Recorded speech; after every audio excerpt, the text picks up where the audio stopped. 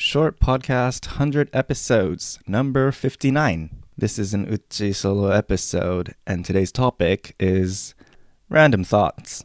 And I will be recording this whole episode fully in English, so for those of you who are trying to study English, this might be a good listening material that you can use to train your ear. Or not, I don't know.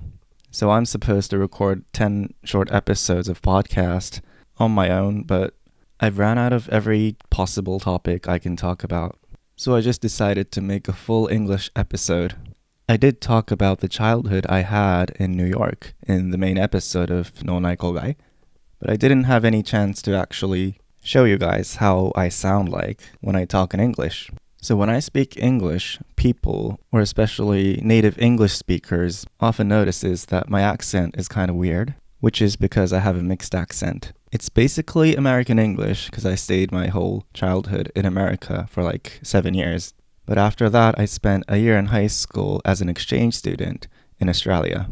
In a year I spent in Australia, I stayed in a small town called Kingaroy, which is in Queensland. It was like 2 hours drive from Brisbane, and it was a rather rural area in Australia, or Australia, as they say. They had a huge peanut factory, which was like 40 meters tall, and that was the tallest building in the whole town. I had a lovely time though.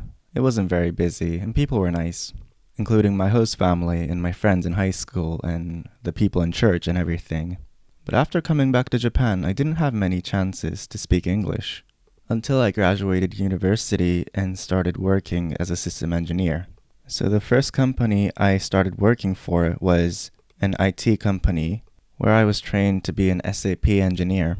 And the very first project I was assigned to was a project where all the communication was done in English.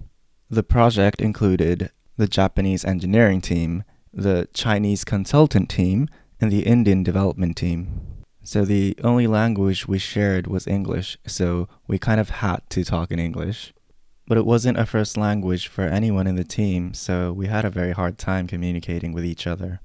I think this kind of situation happens all the time in business, but it is tough. And in the Japanese engineering team, there weren't many English speakers, so I was asked to be an interpreter for all the meetings and stuff, which of course I had absolutely no experience of, but I had to do it anyway, because I guess I was their only hope. So in the project, half of what I did was about the technical stuff that I was initially supposed to do.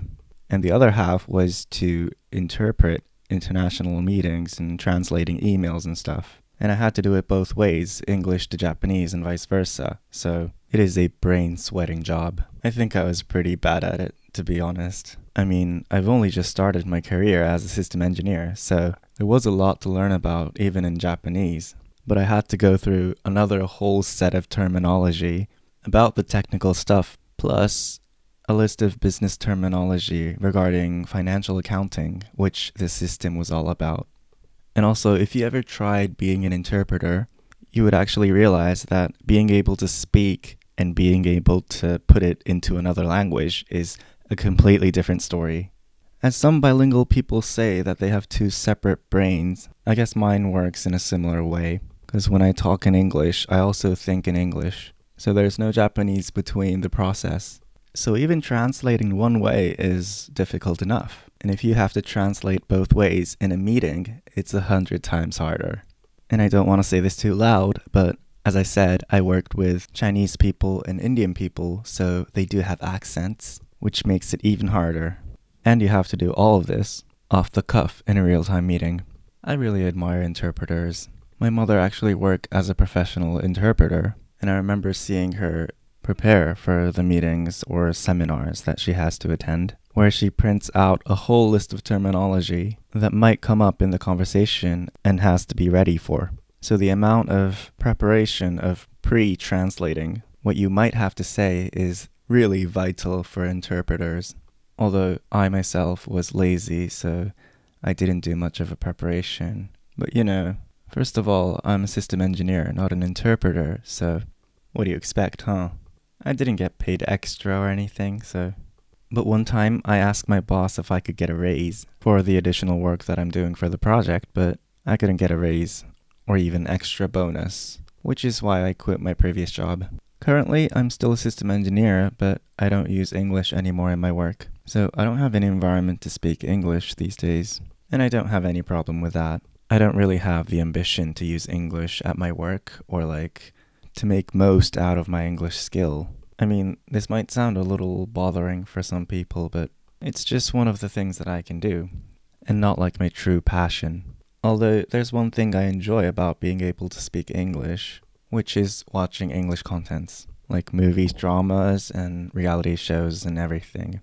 I think it makes it a whole lot better if you understand what they're saying to the very detail, or the actual intention behind them. Or even small jokes or sarcasms sometimes only make sense in English, and it loses all the fun when you translate it, so in that sense, I'm happy I speak English. It always feels kinda good to get the joke. I guess that's why I like watching stand-up comedy reels on Instagram and stuff. Anyway, thanks for listening. Is anyone even listening this far? Thank you very much. Big love to you. Bye!